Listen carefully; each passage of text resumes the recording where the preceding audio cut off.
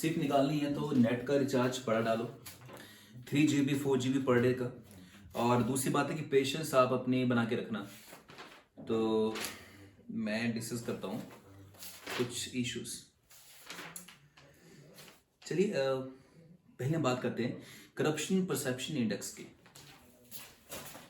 Direct topic current affair discuss करेंगे।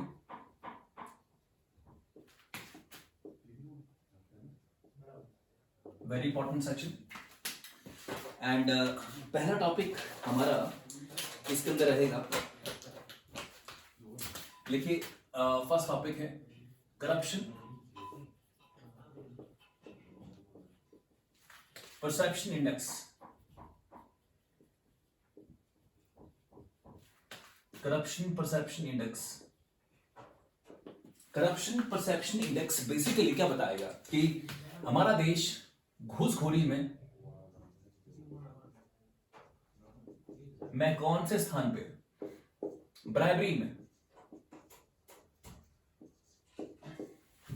आप सभी परिचित है कि हमारे देश में मिनिस्टर से लेके नीचे कर्मचारी तक करप्ट प्रैक्टिसेस में इन्वॉल्व ज्यादातर लोग रहते हैं।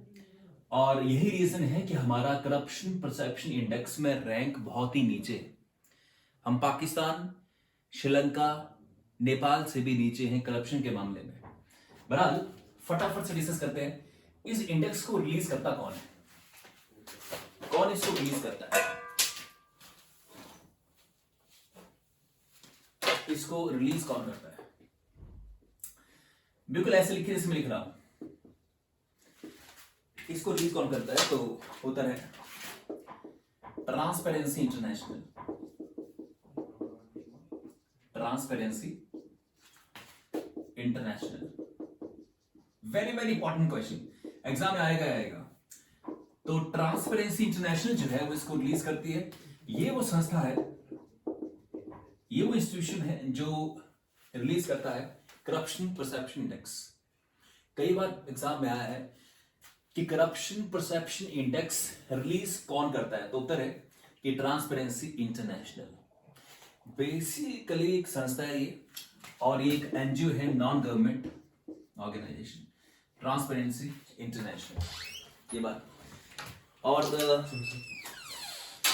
यहां से जो इंपॉर्टेंट बात है वो बता देता हूं, टॉप किसने किया है इसमें। इसको टॉप किसने किया है, तो टॉप लिखता हूं मैं यहां पे। तो नंबर 1 पे है डेनमार्क। डेनमार्क ने टॉप किया। नंबर 2 है जिसमें न्यूजीलैंड। प्रॉपर नोट्स बनाए, कल चेक करूंगा आपके में। थर्ड है फिनलैंड। चौथा है सिंगापुर।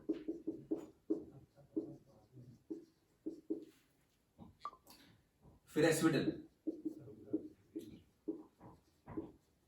ऑलराइट, टॉप 5 लिखिए। अब हमारे अपने इंडिया की बात कर लेते हैं। जो इंडिया का रैंक है वो कहां पहुंचा और कितने रैंक पे ये पाया गया है। सो इंडिया है 86वें रैंक पे, 86। हमारे प्रिय भारत का जो रैंक है वो है 86। वेरी वेरी इंपॉर्टेंट, इसको छाप लो आप। 86वें नंबर पे इंडिया आया है करप्शन परसेप्शन इंडेक्स में। नंबर 1 पे डेनमार्क है, मैंने सबसे करप्शन फ्री कंट्री डेनमार्क हुई, सबसे करप्ट फ्री, मैंने करप्शन यहां ना के बराबर है। फिर न्यूजीलैंड है, फिर फिनलैंड है, फिर सिंगापुर है, और फिर स्वीडन। जैसे नंबर 1 रैंक इसका है, नंबर 2 रैंक इसका है, उसी तरह से इंडिया का रैंक है 86, 86। एक साल पहले इंडिया का रैंक 40 पहुंच गया था, 86 चले गए दोबारा से। तो ये एक बात है, इसको आप नोट कर लीजिए। तो सभी कंट्रीज हमसे बेहतर है, हमारे नेबर कंट्री हमसे। ये सारा आप डिट्टो इनको नोट कर लीजिए जो मैंने बातें लिखी हैं कि करप्शन जो परसेप्शन इंडेक्स है बेसिकली बताता है कि कौन सा देश करप्शन फ्री किस लेवल पे है। मतलब जहां करप्शन ज्यादा होगी उनका रैंक उतना नीचे पाया जाएगा, और जहां करप्शन कम होगी उनका रैंक ऊपर पाया जाएगा। डेनमार्क सबसे कम करप्ट कंट्री है दुनिया की। तो ये बात यहां से। एंड इंडिया का ग्लोबल जेंडर गैप की हम बात कर लेते हैं, ग्लोबल जेंडर गैप। मैं इसको मिटा रहा हूं। नेक्स्ट टॉपिक हमारे पास है global gender gap.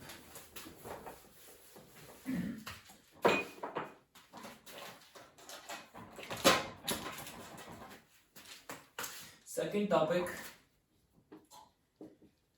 Global gender gap index. अब देखिए ये भी इंडेक्स हमेशा रखिएगा, एग्जाम में इंडेक्स पक्का पूछे जाते हैं, कम से कम एक इंडेक्स आपसे पक्का पूछा जाएगा।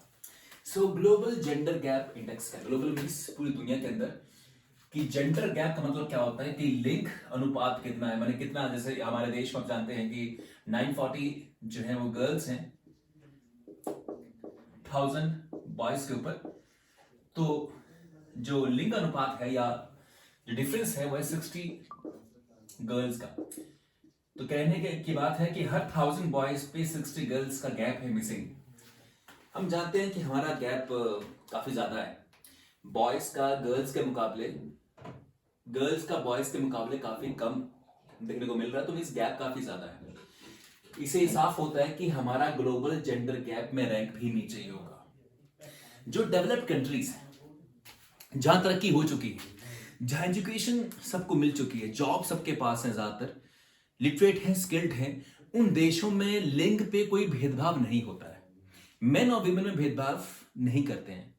मगर जो डेवलप्ड नहीं होती है, विकासशील होती हैं, डेवलपिंग कंट्रीज होती हैं, इंडिया की बात कर लो, नेपाल की बात कर लो, पाकिस्तान की बात कर लो, भूटान की बात कर लो, ये भी दिन डेवलप नहीं हुई हैं, तो इन देशों के अंदर पाया जाएगा कि जो मेन की पॉपुलेशन है वो विमेन के मुकाबले ज्यादा है। मैंने हर 1000 बॉयज के ऊपर 60 गर्ल्स कम है। सो बोलने का अर्थ ये है कि हमारे देश में कैसे हो रहा है, क्या नेचुरल है? मैंने दिन कहा था क्लास के अंदर कि नेचुरली अगर कोई भी किसी तरह का भेदभाव ना किया जाए, अबॉर्शंस ना करवाया जाए, सेक्स रिलेटेड अबॉर्शंस ना करवाया जाए, तो गर्ल्स की पॉपुलेशन बॉयज के मुकाबले ज्यादा होगी। मेडिकल साइंस कहती है कि conceivement of girl child is more than the boy child, which means अगर कोई पक्षपात, कोई डिस्क्रिमिनेशन गर्ल चाइल्ड के साथ ना की जाए तो स्वाभाविक है कि ज्यादातर गर्ल्स की पॉपुलेशन ज्यादा होगी बॉय से।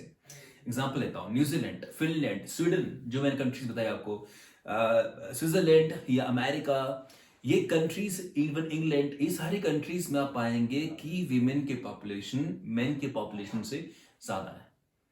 तो क्या कारण है कि हम या हमारे अगल बगल में जो कंट्रीज हैं, जो भी पुअर कंट्रीज हैं, उनके अंदर कैसा है, तो हम जानते हैं कि सामाजिक बुराइयां होती हैं, जहां गर्ल्स दहेज प्रथा, फला फला ये, और या किसी तरह की विमेन के जेंडर जो रिलेटेड हैरेसमेंट्स होती हैं, जैसे लड़की को बाहर भेजते हैं तो कई तरह की समस्याएं पाई जाती हैं।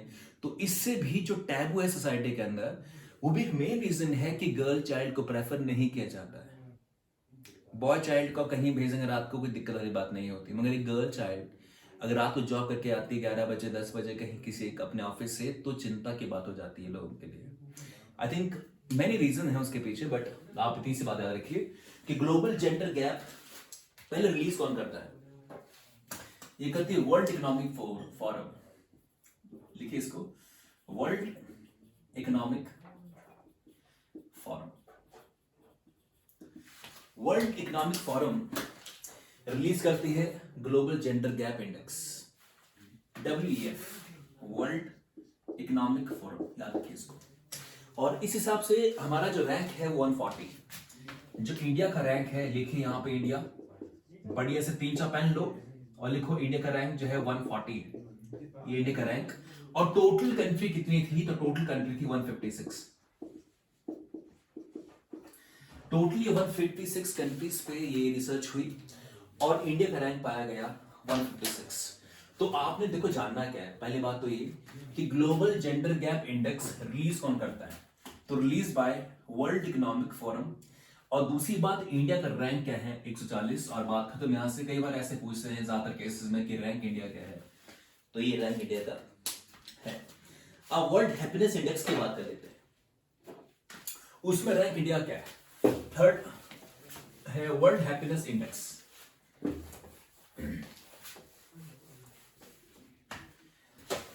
वर्ल्ड हैप्पीनेस इंडेक्स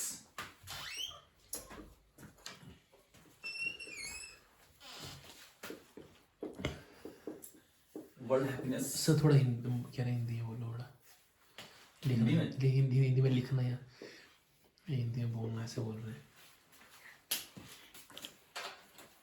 बाकी क्लियर कह रहे हैं, एक स्टूडेंट है वही। सर प्लीज हिंदी में प्लीज। हिंदी मैंने शुरू में पढ़ा भी इंग्लिश में रहा हूँ, मतलब मैंने मैगजीन उठाई इंग्लिश वाली।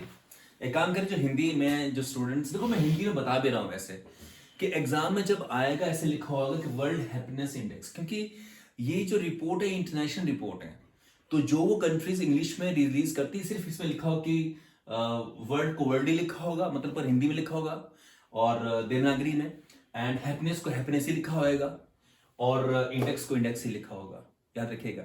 तो ये आप जस्ट याद कर लीजिए, मैं हिंदी में भी काफी चीजें बता दी आपको। वर्ल्ड हैप्पीनेस इंडेक्स का मतलब है कि कौन सा देश कितना खुशहाल है, खुशहाली को मापता है, कितना देश कितना खुश, वर्ल्ड हैप्पीनेस इंडेक्स। तो यहाँ पे दो तीन बातें हम लोग क्लियर करेंगे कि वर्ल्ड हैप्पीनेस इंडेक्स के अंदर जो इंडिया का रैंक है वो कितना है, 139। इंडिया का रैंक है यहाँ पे 139, इसको नोट कर लो। सो देखिए हिंदी में कैसे लिखेंगे इसको, वर्ल्ड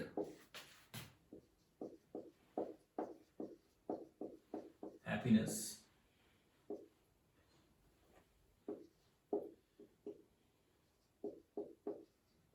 इंडेक्स, ऐसे लिखेंगे। सो इंडिया का रैंक है 139। टोटल 149 कंट्रीज पे इसकी रिसर्च हुई थी, तो टोटल कंट्रीज थी 149। वर्ल्ड हैप्पीनेस इंडेक्स, इंडिया का रैंक 139, इसमें 1 मार्क्स क्वेश्चन पक्का बनता है। कोई भी पेपर पकड़ लो आप, क्लास 1, क्लास 2, क्लास 3, हर एग्जाम में पूछते हैं आपसे इंडेक्स के बारे में एक सवाल। सो इंडिया का रैंक आया 139। बाकी सारी कंट्रीज हमसे ऊपर है, पाकिस्तान हमसे ज्यादा खुशहाल है, हैप्पी है, नेपाल हमसे ऊपर है, श्रीलंका हमसे ऊपर है। ये कंट्रीज के रैंक मैं आपको बोल देता पढ़ के। देखिए मैं आपको रैंक की बात बताऊं तो पाकिस्तान 105 रैंक पे, हम हैं 139 रैंक पे। पाकिस्तान 105 पे, मैंने पाकिस्तान हमसे ज्यादा खुश है। श्रीलंका 129 रैंक पे, 129, मैंने वो भी हमसे ज्यादा खुश है। बात की जाए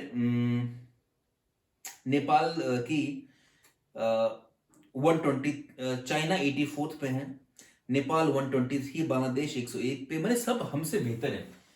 आप बस याद रखिए कि वर्ल्ड हैप्पीनेस इंडेक्स के अंदर इंडिया का रैंक है 139, और हमारे जितने भी पड़ोसी देश हैं अफगानिस्तान को छोड़ के बाकी, क्योंकि वहां तालिबान, तो यहाँ तालिबान नहीं है, शुक्र है, नहीं तो बहुत नीचे हम जाते।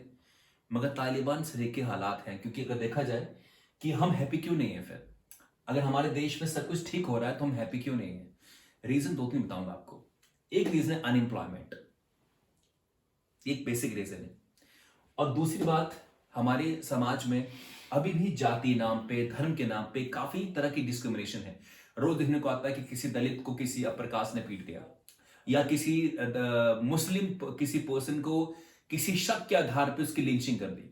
जब इस तरह के माहौल बने हों देश में तो स्वाभाविक है कि रैंक हमारा कम ही होगा। तो जो ये रैंक प्रोड्यूस किए जाते हैं ये पब्लिक के ऊपर एक रिसर्च की जाती है, उनसे पूछते हैं, उनके पैरामीटर चेक करते हैं, तो उसके ऊपर ये इंडेक्स बनाया जाता है।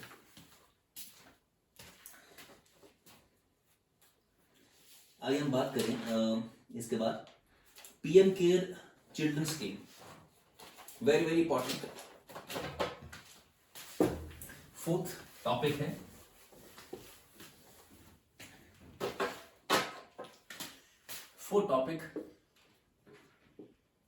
प्रधानमंत्री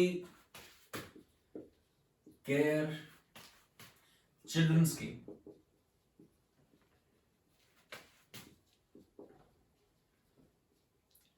प्रधानमंत्री केयर, आप जानते हैं कोविड-19 में, आप सही जानते हैं कोविड-19 के अंदर भारत सरकार ने राहत पहुंचाने के लिए लोगों को राहत पहुंचाने के लिए पीएम केयर स्कीम लॉन्च की थी भारत सरकार ने।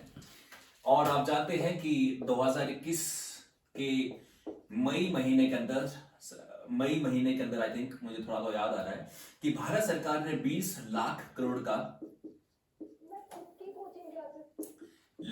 का पैकेज जारी किया था। 20 लाख करोड़ का पीएम केयर योजना के तहत, राइट। तो इसमें जो है कई कई पैकेज आए थे, मगर खैर हम इसमें नहीं जाएंगे, सिर्फ हम ये बात करेंगे पीएम केयर चिल्ड्रन स्कीम है क्या। तो मान लो कोई पर्सन है, सपोज मान लो मदर है या फादर है सपोज, तो अगर ये जो पेरेंट्स हैं किसी बच्चे के, और इन पेरेंट्स की मौत हो जाती है बिकॉज ऑफ कोविड-19 के कारण उनकी मौत हो जाती है। वैसे कोविड-19 का मतलब क्या है? को मीन्स व्हाट? कोरोना, और वीआई से कोविड जानते हैं ना, सो COVID एंड 19, सो CO से कोरोना, और VI से वायरस, और D से डिजीज, तो इसको साइड कर दो, एंड N से हुआ 90। माने 2019 में ये बीमारी फैलती है चाइना के वुहान शहर से। चाइना का एक वुहान शहर है, मीट मार्केट है काफी बड़ी, और वहां से बीमारी फैलती दिसंबर के महीने में, और फिर सारी बातें। तो मैं फिर वापस यहाँ आता हूं कि जो पेरेंट्स, किसी बच्चे के पेरेंट, कोई बच्चा है मान लीजिए, किसी बच्चे के पेरेंट जो है उनकी मौत हो जाती है बिकॉज ऑफ कोरोना वायरस, तो उन बच्चों की परवरिश का जिम्मा सरकार पे होगा। किस तरीके से? उनकी 18 साल तक की पढ़ाई सरकार करवाएगी, जैसे नवोदय स्कूल है, सेंट्रल स्कूल है वहां पे, और उसके बाद इनको 1 लाख रुपए, सॉरी 10 लाख रुपए का अमाउंट दिया जाएगा इन बच्चों के लिए, रुपए। तो अब इसको आप अंडरलाइन कर लो कि पीएम केयर चिल्ड्रन योजना के तहत भारत सरकार ने अनाथ बच्चों को, जिनके पेरेंट्स कोरोना से मरे हैं, तो उनको कितने लाख रुपए देने का इसमें प्रॉमिस है। तो 10 लाख रुपए दिए जाएंगे, माने 18 साल तक की उनकी एजुकेशन भी सरकार फ्री में करवाएगी, नवोदय स्कूल या सेंट्रल स्कूल्स के अंदर, आर्मी स्कूल जो भी हैं, और उसके पश्चात जो है वो 10 लाख रुपए उनके लिए अलॉट किए जाएंगे। अब मान लो इसे कोई रोजगार करना है, रोजगार कर लो, या हायर एजुकेशन करनी है तो हायर एजुकेशन कर लो, पर 10 लाख रुपए दिए जाएंगे। ये इंपॉर्टेंट पॉइंट है, यहां से एग्जाम में ये पॉइंट आएगा कि कितने रुपए देने का इसमें प्रावधान है। 10 लाख रुपए का। आगे हम बढ़े इसमें, कैच दी रेन हम बात करें, next point, next topic,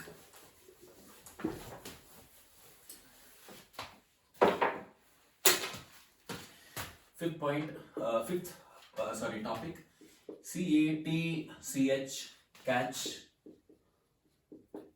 the rain. Catch the rain का मतलब क्या होता है? रेन कैच करना। ऐसे मान ली कोई, मेरी ड्राइंग अच्छी नहीं पर फिर भी मैं कोशिश करता हूँ। सपोज ये घर है मान लीजिए, एंड घर की छतों पड़ने वाला जो पानी है, जो रेन, बारिश हुई, हम इस पानी को एक जगह स्टोर कर देंगे टैंक के अंदर, और उस पानी को स्टोर करके हम बाद में सिंचाई या अपने किसी भी इस्तेमाल के लिए यूज करेंगे। आप जानते हैं कि हमारे देश में इतनी बारिश होती है, मॉनसून में तो इतनी बारिश होती है कि पानी का हम इस्तेमाल ही नहीं करते। वो पानी हमारी छतों से यहाँ वहां होते ही बह जाता है नदियों में, और फिर समुद्र में चला जाता है। हमने उस पानी का इस्तेमाल नहीं किया। हम ग्राउंड के अंदर लगाते हैं मोटर और पानी खींचते हैं, इलेक्ट्रिसिटी एनर्जी का वेस्ट करते हैं। अगर हम जो नेचुरली पानी हम तक पहुंचता है कुदरत के द्वारा, उस पानी को हम स्टोर कर लें, तो हम उस पानी को इरिगेशन के लिए, सिंचाई के लिए और तमाम दूसरे इस्तेमाल के लिए, यूज के लिए इस्तेमाल कर पाएंगे। तो ये कैच द रेन एक प्रोजेक्ट है। अब सवाल है कैच द रेन जो इनिशिएटिव है, ये किसने चलाया है? जल शक्ति मंत्रालय ने। तो जल शक्ति मंत्रालय का ये प्रोजेक्ट है कैच द रेन, जल शक्ति। इसको लॉन्च किया गया था 22 मार्च को। इसको लॉन्च किया गया 22 मई को। इसको 22 मई को लॉन्च किया गया। मैं 22 मार्च को। अब मैं क्यों लिखवा रहा हूं 22 मार्च? क्योंकि ये तारीख इंपॉर्टेंट है। वर्ल्ड वाटर डे मनाया जाता है सारी तारीखें याद करो, world water day, women day, environment day, ऐसी ऐसी डेट्स भी पूछी जाती है एग्जाम के अंदर। सो वर्ल्ड वाटर डे, अब जानते हैं कि दुनिया के अंदर अगर नेक्स्ट वॉर हुआ तो किस पे होएगा? पानी पे।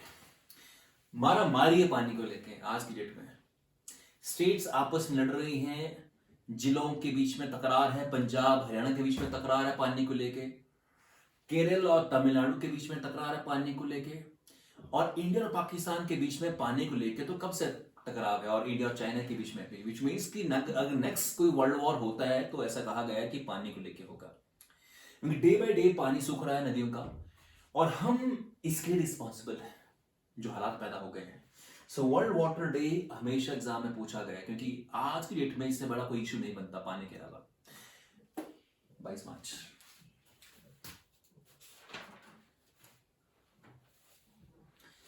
आगे हम बात करें तो इंडिया का फॉरेन एक्सचेंज कहां पहुंच चुका है, हम उसकी बात कर लेते हैं। Foreign exchange of India, next point, next topic, 6th topic, foreign exchange, FOREIGN, foreign exchange. Foreign exchange reserve भी कहते हैं इसको, foreign exchange reserve, foreign exchange reserve. देखिए हमारे देश में एक बैंक नाम उसका है RBI। RBI means reserve bank of India, हमारे देश का central bank, reserve bank of India. बनाया गया इसको 1 अप्रैल 1935 को। क्या काम है इसका? बैंकों को चलाना, उनको रेगुलेट करना, जो हमारे देश के कमर्शियल बैंक्स हैं। खैर हम उसमें नहीं जाएंगे, पर एक बात कर लेते हैं कि इसका राष्ट्रीयकरण कब हुआ, इसका नेशनलाइजेशन हुआ 1949 के अंदर। ये भी कई बार पूछा गया कि राष्ट्रीयकरण कब हुआ रिजर्व बैंक ऑफ इंडिया का। राष्ट्रीयकरण हुआ 1949 के अंदर। जो हमारा फॉरेन रिजर्व है वो इस समय पे $612 बिलियन हो चुका है। जो हमारा फॉरेन रिजर्व है इस समय पे हो चुका 612 बिलियन डॉलर, $612 बिलियन। कई बार एग्जाम में आ चुका है ये सवाल कि हमारा foreign reserve option A, option B, option C, option D ऐसे पूछते हैं। तो बिल्कुल ये नहीं होगी ऑप्शन में कि $612 US डॉलर बिलियन, ऐसा नहीं होगी 613 फिर 615 ऐसे, क्योंकि इतनी क्लोज ऑप्शन नहीं होते हैं। आपको होगा एक 612 मान लीजिए, एक ऑप्शन होगा कि $410 बिलियन, एक होगा 312, ऐसे ऐसे, ताकि आप इजीली हिट कर पाए ऑप्शन को। तो $612 बिलियन पहुंच चुका है रिजर्व बैंक ऑफ इंडिया का फॉरेन एक्सचेंज। ये फॉरेन एक्सचेंज क्या होता है, एक मैं थोड़ी सी बात कर लेता हूं इसके अंदर, क्या मतलब क्या फॉरेन एक्सचेंज का। तो लेट्स डिस्कस।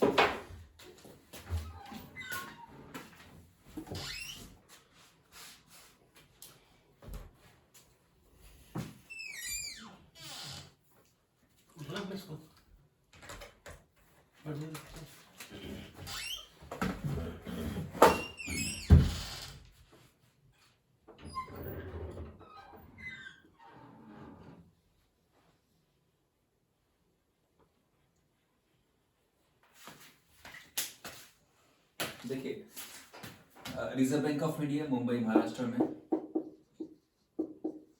हेडक्वार्टर उसका। और अगर हम बात करें, ये फॉरेन एक्सचेंज होता क्या है तो अंडरस्टैंड करिए। जैसे मान लीजिए कोई पर्सन जो है वो तो भी काम करने गया है, या काम करने गया यूएस के अंदर, अमेरिका में काम करना गया, मान लीजिए कोई आदमी है वहां वो जॉब करने गए सपोज करिए। तो ये जो हमारे लोग होते हैं इंडियन, जो बाहर काम करने गए होते हैं, कोई कारपेंटर है, कोई इंजीनियर है, कोई डॉक्टर है, साइंटिस्ट है, तो ये लोग जो हिंदुस्तान को वापस पैसा भेजते हैं वो किस में होता है? फॉरेन करेंसी में होगा ना, कि नहीं होगा? फॉरेन करेंसी में होगा। जैसे मान लीजिए मैं यूएस में जॉब करता हूँ, कनाडा में जॉब करता हूँ, न्यूजीलैंड में जॉब करता हूँ, इंग्लैंड में जॉब करता हूँ, तो मेरी अर्निंग किस में होगी? फॉरेन करेंसी में। जब मैं अपने परिवार वालों को हिंदुस्तान वापस पैसे भेजूंगा तो कैसे ट्रांसफर वहां से होंगे? फॉरेन करेंसी में। रिजर्व बैंक ऑफ इंडिया उस फॉरेन करेंसी को अपने पास रखता है और उसके बदले टोटल जो एक्सचेंज रेट है, जितना एक्सचेंज रेट जैसे आज की डेट में 73 रुपी इक्वल टू $1 है, तो जैसे आपने $10 मान लो वहां से भेजे घर को अपने, तो $10 रिजर्व बैंक ऑफ इंडिया अपने पास रखेगा और $1 इक्वल टू 73 रुपी है, तो 730 रुपए बनते हैं, वो आपके घर वालों के अकाउंट में डलवा देगा। ये प्रोसेस है। तो इस तरह से फॉरेन करेंसी अर्न करेगा। दूसरी बात की, जब हम एक्सपोर्ट करते हैं, जब हम लोग निर्यात करते हैं, निर्यात करते हैं, तो जब हमारा सामान बिकता है तो उसे हम अर्न करते हैं फॉरेन करेंसी।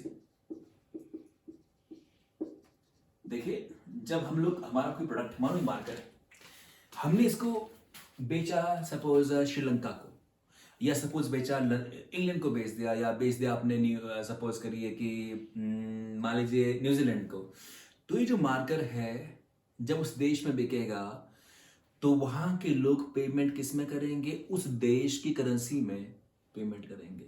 स्वाभाविक है कि मार्कर चला गया, उसके बदले में क्या? India foreign currency. तो इस तरह की जो फॉरेन करेंसीज हैं रिजर्व बैंक ऑफ इंडिया अपने पास रखता है, क्योंकि जब हमें इंपोर्ट करना होता है, क्या इंपोर्ट? तेल लेना है, गैस लेनी है, गोल्ड लेना है, तो इंपोर्ट जब हम करेंगे, आयात जब हम करेंगे, तो वो कंट्रीज हमसे पेमेंट किस में मांगेंगे? US डॉलर्स में। तो स्वाभाविक है कि हमें ये फिर उनको देना पड़ता है।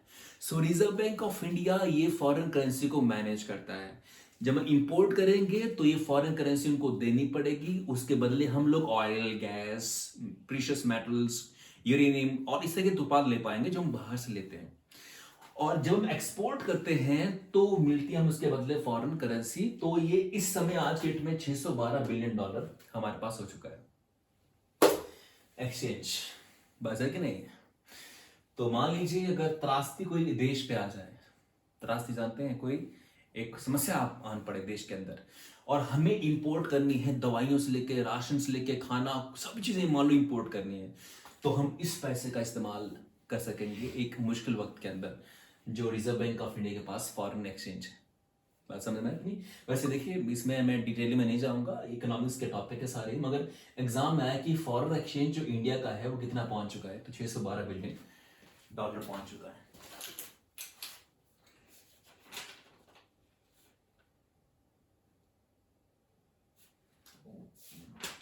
आगे हम बढ़े इससे, तो जो नेक्स्ट टॉपिक मेरे दिमाग में आ रहा है कि न्यूजीलैंड के अंदर इलेक्शन होते हैं। अब ये टॉपिक भी यहां से क्वेश्चन बनेगा जो अब आपको मैं सिर्फ 5 मिनट आपकी क्लास लूंगा, सिर्फ 5 मिनट, बस पेशेंस रखो 5 मिनट का, और 5 मिनट में एक क्वेश्चन पक्का बनेगा, एक क्वेश्चन इस 5 मिनट के अंदर। कोई भी एग्जाम पकड़ लीजिएगा, एक क्वेश्चन पक्का बनने वाला है।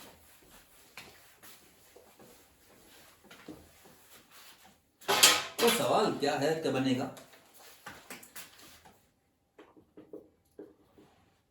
न्यूजीलैंड में हुए चुनाव, अभी रिसेंटली न्यूजीलैंड में चुनाव होते हैं और वहां बनते हैं प्रधानमंत्री, new prime minister Jacinda Arden, वहां की न्यू प्राइम मिनिस्टर हैं जसिंदा आर्डेन।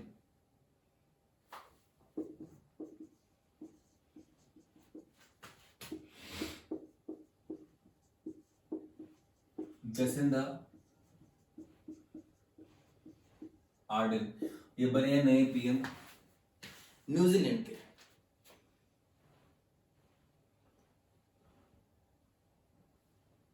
आगे बात करें इसके आगे, तो एग्जाम में आने के पूरे चांसेस हैं यहाँ पे कि न्यूजीलैंड के नए पीएम कौन बने हैं। इसके आगे अगर हम बात करें तो नेक्स्ट हमारे पास है कि टॉपिक यही लिखता हूँ मैं। जैसे ही हमारे पास ये फर्स्ट पॉइंट हुआ, तो सेकंड पॉइंट है कि जो यूएई कंट्री है उसकी फुल फॉर्म आप जानते होंगे, यूनाइटेड अरब अमीरात। ये सबसे पावरफुल मुस्लिम कंट्री मानी गई है, सबसे powerful Muslim country UAE. Dubai इसका एक प्रांत है, 7 इसके प्रांत है, तो दुबई उसमें से एक प्रांत है, ज्यादातर लोग वहां जॉब करने जाते हैं, काफी रिच कंट्री ही यूएई। आगे हम बात करें इसके आगे एक दो पॉइंट और मेरे पास बने हुए हैं एंड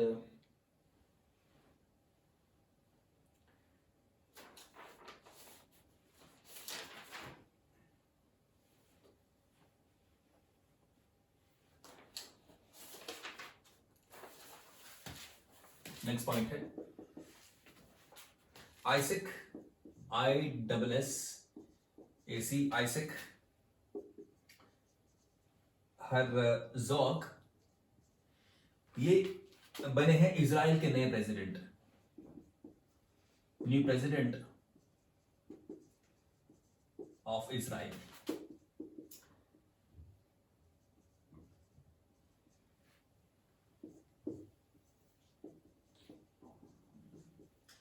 इजराइल के बने हैं ये नए प्रधानमंत्री।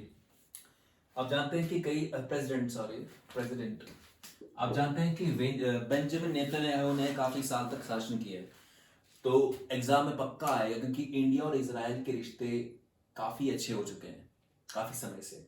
सो इंडिया और इजराइल के बीच में रिलेशनशिप काफी अच्छे बन रहे हैं, और वहां के जो राष्ट्रपति थे बेंजामिन नेतन्याहू, वो अभी हट चुके और नए बने हैं वहां के प्रेसिडेंट आइसेक हर्ज़ोग।